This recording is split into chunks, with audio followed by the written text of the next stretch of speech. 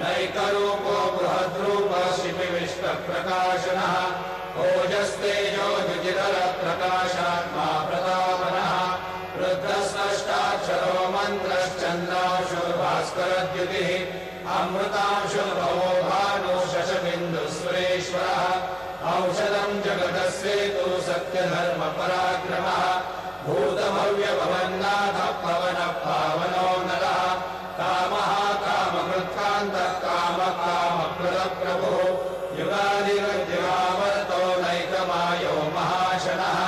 अदृश्यो व्यक्तरूपश्च सहस्रयुगनन्तयुध इष्टो विशिष्टशिष्टेश्च शिखण्डी नहुषो वृषः क्रोधः क्रोधकृत्कर्ता विश्वबाहुर्महीधरः अच्युतप्रथितप्राण प्राणनाथ